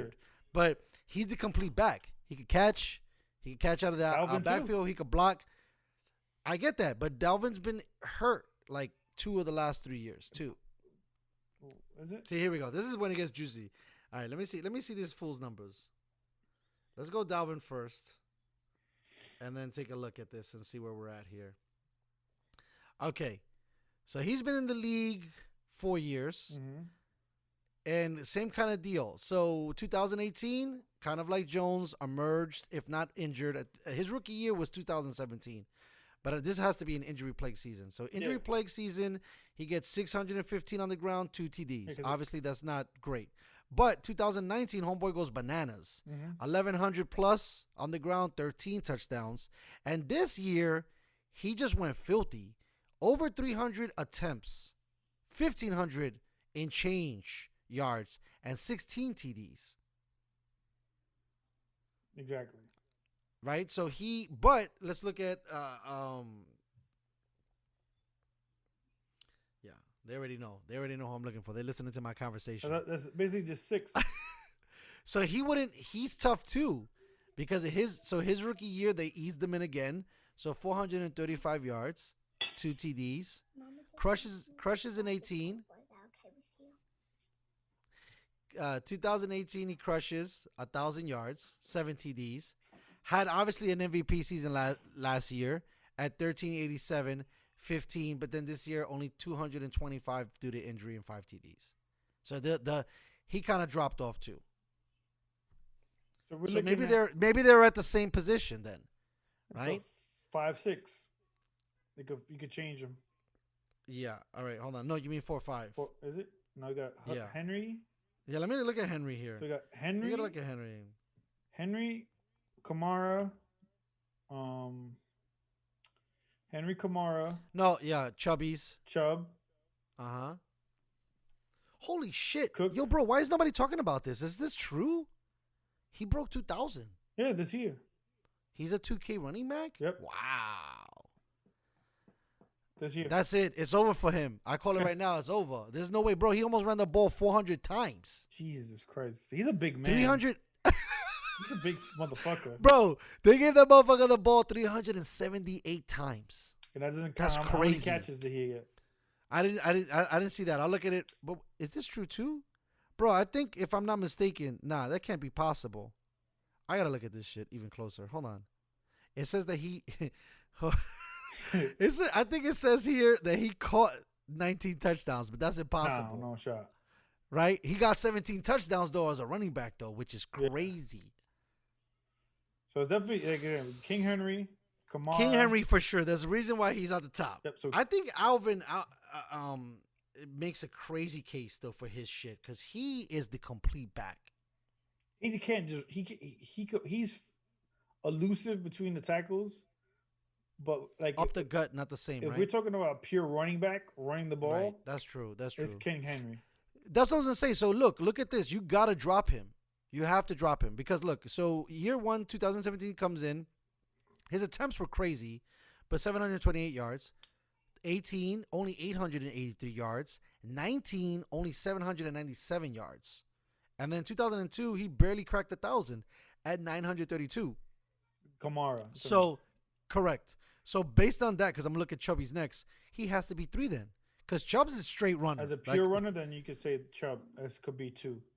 Yeah. So let's see Chubby. It's just like Kamara, I forget, probably Yeah, like 50, 60 catches, another 1,000 yards in the air. Right. Like I'm saying, complete back, he just brings so much more to the field. I don't know, bro. You got to put Chubbs at 2. So in his rookie year, he almost ran for 1,000 yards. Yep, and he missed at the beginning of the year, if I'm not mistaken. Of this year. Even how much did he have his In rookie year? Wow. How many games his rookie year? It doesn't say. It just says he had 192 attempts. I'm just looking at straight up stats. Okay. So, and then 18. So that's 18. 19, just ridiculous. Almost 300 carries, 1,500 yards, 8 TDs. And then in 2020, he played again, let's say 11 games. And in 11 games, he scored 1,000 plus and 12 touchdowns. You see, his rookie year, he only played 9 games. Okay. And then you check that? So, and then his shit is crazy. He's barely played any games, and his numbers are just off the chain. Yeah, so he has 996 his rookie year. Next year, he ran for almost 1,500 yards. Right. And then this year, he ran for over 1,000. But Right. and he missed 4 games. Another bunch of games. So his numbers are actually alarming because he hasn't even played that And he much. averages 5 yards a carry. Yeah, his just career. filthy. Right. Which is crazy. The only thing that sucks is that when you're like this good of a running back and you're kind of small, you obviously don't last as long. That's what I'm trying to say. Like, even almost all That's these hard. teams have a different running back by now. Right. Like by next year, it'll be a whole new set of running backs. Probably 2 more coming in. Which sucks so much because that basically tells you that you don't need to sign running backs. Nope. You just get them in the 3rd round, 5th round, 6th round. Mm-hmm. Yeah, you just get them in the draft. If I'm not mistaken, Kareem Hunt is like a 3rd round pick. All right, so we're gonna go King Henry, Nick Chubbs, Alvin Kamara, Dalvin Cook, and Christian then McCaffrey. Christian McCaffrey. Only because McCaffrey not only didn't play a lot, he's young. This is his 3rd year, so he's just barely touching the surface of his potential and what he could be doing. Because he's a beast too. He's phenomenal. And the funny thing is a couple things. You don't see that many white running backs dominate the league. Number 2, he's small as fuck, which is another thing you don't really see running backs doing at his position, dominating. He runs inside phenomenally. He runs outside phenomenally. He could catch the ball. He can catch deep. I mean, he brings a lot to the table. He's more, I guess, built into the Kamara kind of situation there, or kind of same style. That's not bad because last year he ran for almost 1,400 yards. Right, that's what I'm saying. And the year before that, it was almost 1,100. And his rookie season, 435. So he didn't start in his rookie year. No, he only started 10 games in his rookie year. Okay, yeah, they eased him in. All right, so let's see this. To me, one of the beasts of the building. You got to give it to him, bro. You could bump out McCaffrey and put Zeke in. You could bump out McCaffrey and put 2016 rookie year, 1,600 yards, rookie of the year for sure, 15 TDs. 2017, he was mailing it in a little bit, but he almost got 1,000 yards, 7 touchdowns. Then 2018, again filthy, 1,400 and change, 6 TDs, and then 19 again, 13 and change, 12. This year, he had 2 off years, but he came close, 979 to 1,000, 6 touchdowns. True. So it would be you and longevity, 5 years doing it. I mean, you might even have You can make an argument that you could bump Kamara and put him in front of Kamara. Trying to see. You'd have to go Henry, Chubbs, Zeke, Kamara, Cook. Is it pure runner? Right. I mean, yeah. But you know, the weird thing is that when you say best running backs, that's kind of like not the full statement. But if we're looking at, you got to throw in passing. That's the tough part. Yeah. Right. But for the most part, a lot of these running backs are not dynamic pass catchers. Pass catching is a new thing. There's only Kamara and McCaffrey is really electric, and Jones, right? And Cook. With Cook, the catching, Cook and never catching. Mm-hmm. I was just gonna say you could throw Cook because they do a lot of screens. Yep. So then the top five will be Henry, Chubb, Zeke, Cook, and no. Sorry, Kamara. Cook? Henry. Yeah. So Henry, Chubbs, Zeke, Alvin, Cook. And then I think and that's then what it has to McCaffrey be. on the outside looking in.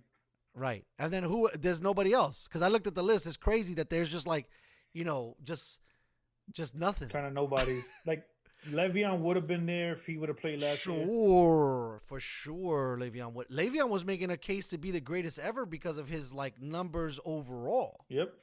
Catching and running. Like he was going 1,500 yards and another 100, another 1,000 yards in the air, almost every game.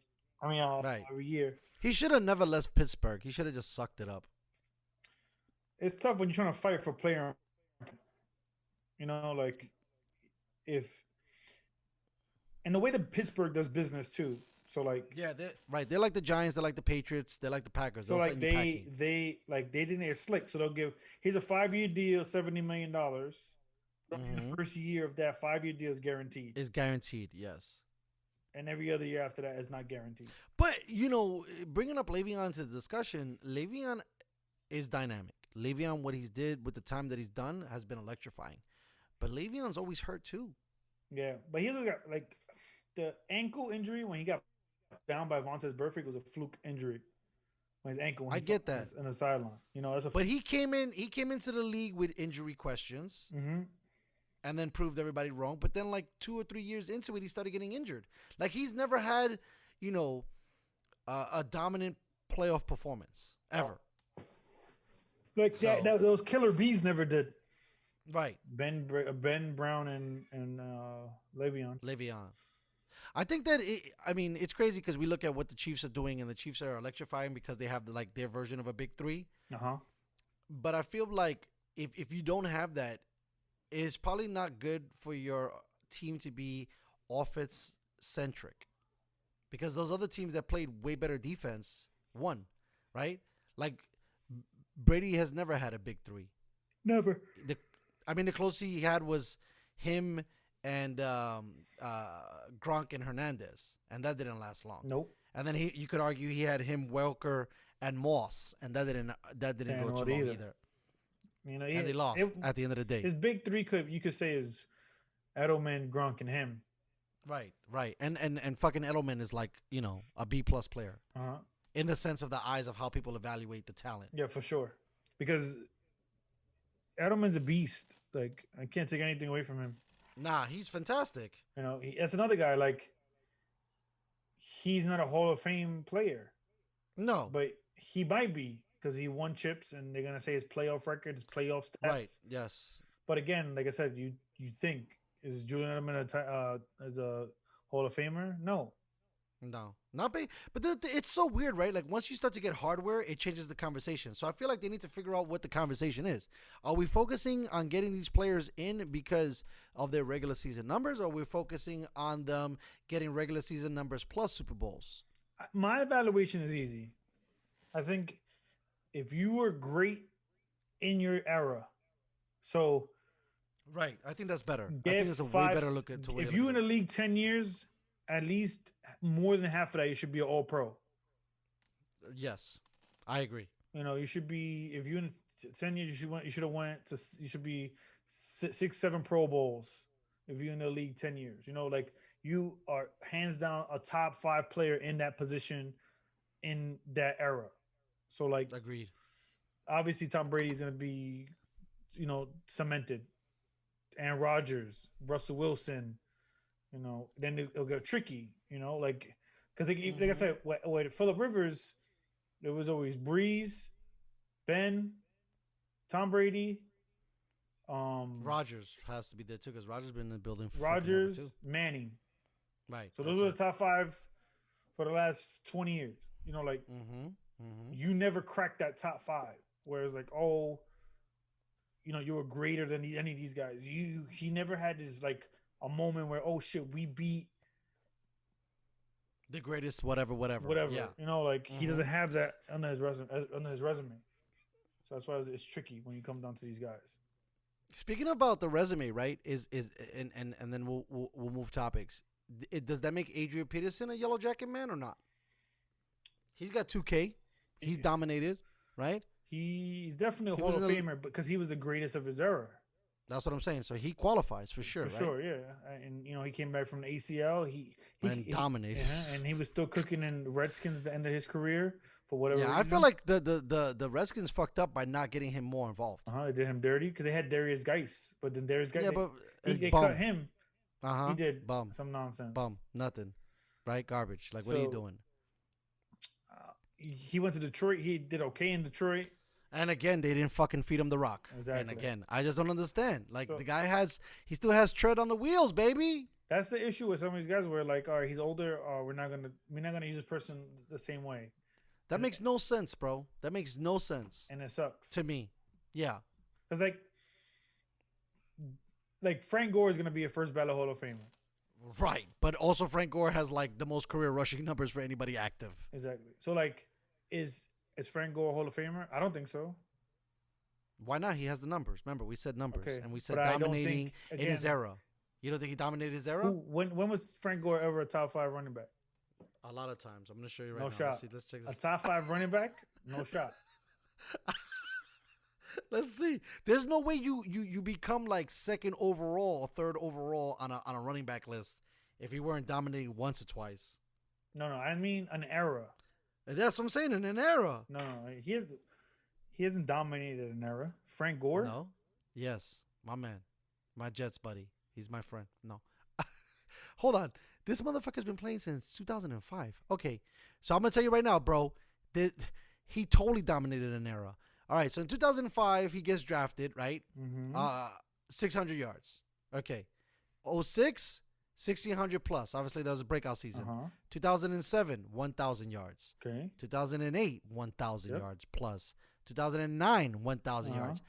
That's enough right there. 5 years, he dominated an era. And look at his rushing numbers: 300, 250, 240, 290. He only hit 300 once in his career. I get that. I'm saying like he still got the rock a lot. Okay, and then he falls off 2010, and then again 1,200, 1,200, 1,100, 1,100. So basically in 2 different eras, he rushed for 5,000 yards. He rushed for 5,000 yards in the double O's, and he rushed for 1,000 plus in the tens. Okay, so look, 2000 and he came what league? What year? 2005. 2000. He has 16,000 yards overall, bro. No, for sure. The numbers bear it. Like I said, this is a tough thing. Right, this is. But I'm saying like he dominated his shit. Hold on. Go ahead, do the math. Let's see what you got. Not the math. No, I know. I'm fucking with you. I don't mean the math. I mean whatever you're trying to draw up over there on a piece of napkin. Go ahead, show. It's like, and we get a seal. So he here, came in 2005, correct? Right? He had the top 5 running backs in 2005. This is rookie season. Go ahead. Let's see this. This is great. So we got Sean Alexander. Okay, he's good. At he's good. 1,800 yards. I know he fucked up the game that year. Edrin James, 1,500 yards, right? Tiki Barber had 1,800 yards. Right, but in 2005 he was a rookie. I understand that. We're gonna go down the list. Okay, so, boom, let's go. 2005. Clinton Portis, 1,500 yards. LaDainian Tomlinson. Damn, that was a great year for running backs. Exactly. So this is just 2005. So right, you got LT at 1,500 yards. Those are your top 5. Then you got Rudy Johnson with 1,500 yards, and you got Larry Johnson with 1,700 yards. So Jesus, still 2005? 2005. This is all 2005. My God. Top 7 players. Wow. He doesn't even crack the top 20, right? Right, but that was rookie. Rookie. Okay, boom. 06. Push to 06.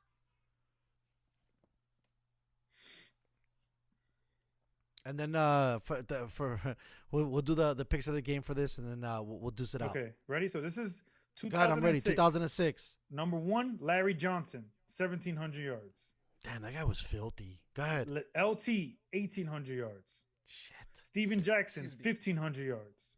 Rudy Johnson, 1,300 yards.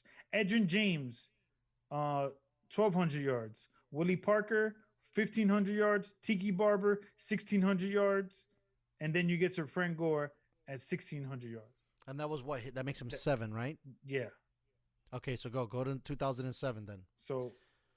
So he barely cracked his peers in 06. He got how much? He had 1,600 yards. So let's go with 1,600 yard rushing yards. So he was 1, 2, 3, 4. He was the 6th best back in 06. in rushing. Okay, so boom. So rookie year, not on the radar. Even in 06, he's still 6th. He wasn't even making that much of noise. Because he had 5 other guys who were dominating the league over him. What the fuck? Rushing. What the?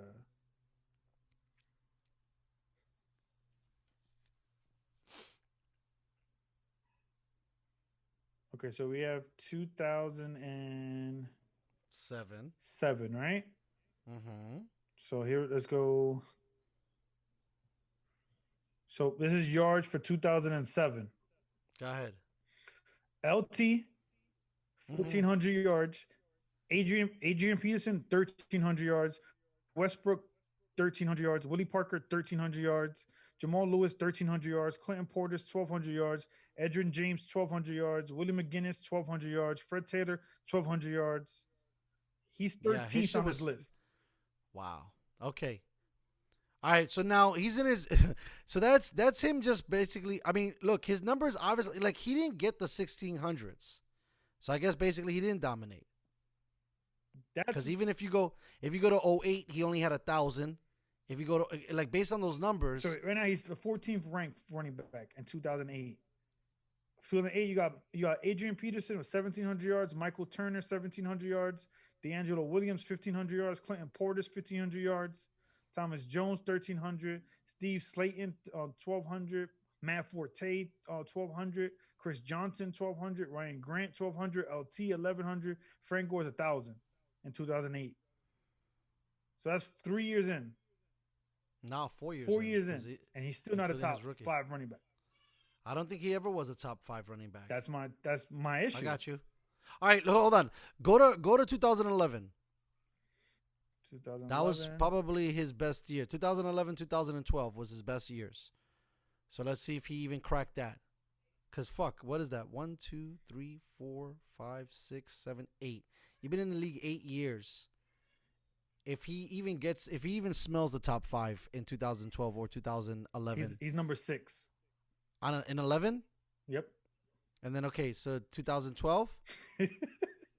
No, I just want to make sure. So then, no. I just can't believe how long this guy's been in the building. No, for sure. Like, that's the tough part is because you go, like, when you go by longevity. Right, you know? right. Because, like, even. He's the oldest running back ever to play the game ever. In 2011, you have Maurice Jones-Drew, Ray Rice, Michael Turner, LaShawn McCoy, Arian Foster, and Dennis Frank Gore in 2011. So that was, okay. All right, so he finally cracked the top 5. No, he's 6th there. Shit, damn. You know what I think? You know what I think hurt him? Because I've watched him play. He never had the speed. For sure. And I think if he had more speed, he probably would have gotten to those 16s. Because you don't really see a video of him taking it to the house from like the 20-yard line. See, look, or the 30. One of 2012. Okay. Adrian Peterson, 2,000 yards. Alfred Morris, 1,600 yards. Marshawn Lynch, 1,600 yards. Jamal Charles, 1,500 yards. Doug Martin, 1,400 yards. Arian Foster, 1,400 yards. Stephen Ridley, 1,200 yards. C.J. Spiller, 1,200. Chris Johnson, 1,200. Then Frank Gore with 1,100. The only thing I could say is I give him credit for is that he was around top 10 so far up to 2012. No, but even in the beginning, right? Because he was always top 6, 7 things. So top 10 running back is not trash. No, for sure not. For sure. I didn't say he was trash. I'm just saying my standards for the Hall of Fame is different. I have high standards for Hall of Fame. No, I get you. You said dominate, For the greatness. position. Let me see. Frank Gore, All Pro. Oh, yeah. Let's see how many. He had to win a bunch of those because there's a lot of fucking Niner fans. They voting like motherfuckers.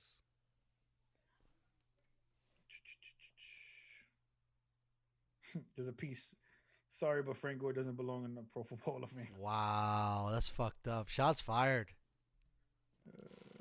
Frank Gore is NFL's third leading rusher, and he's not a Hall of Famer. It's fucked up. Yeah, he should have never went to the Jets.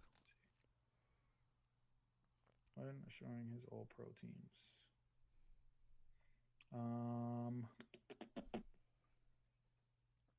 Okay, he was a NFL 2010s All Decade team. He made that. He went to the Pro Bowl 5 times, and for 400 years he went to the Pro Bowl 5 times. Exactly. Yeah. Okay. So that makes sense. I still think like for the longevity you got to give it to him because he is like third overall, and I don't think moving forward the way they use running backs, no one is ever gonna fuck with that number. Okay, you could say see like if you do research, then you have to, then you could. He has an NFL record for most games played by a running back. And he's the first player in NFL history with 12 consecutive 1,200-yard seasons from scrimmage. That's what I'm saying. That's a good stat. So he has almost 20,000 yards total. Right, he has 16 and change. Oh shit, damn. So he has 16,000 yards rushing and 3,985 yards receiving. Wow. It's almost 20,000 yards. Yeah, he's kind of a beast on the low, bro. But that's the thing. Yeah, think about it. That's just my.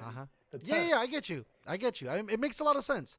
I think that we were grabbing at straws because that running back shit like soft. I didn't think it was gonna be so like flat. I can't believe we can't like.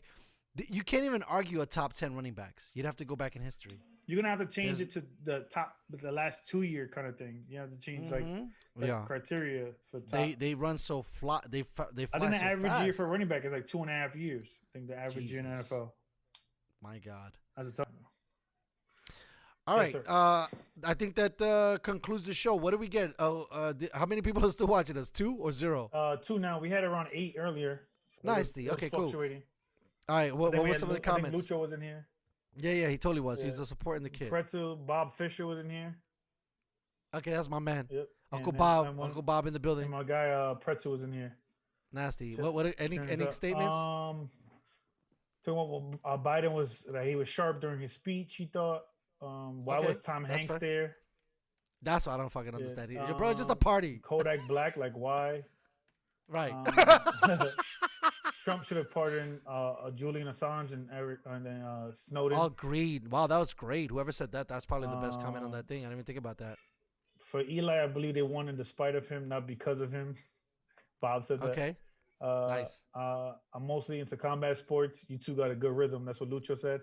Yeah, I know. Luch, we're gonna start doing some top UFC fighters or something like that. We're gonna top boxers. I think they fight on Saturday. The McGregor fight Saturday.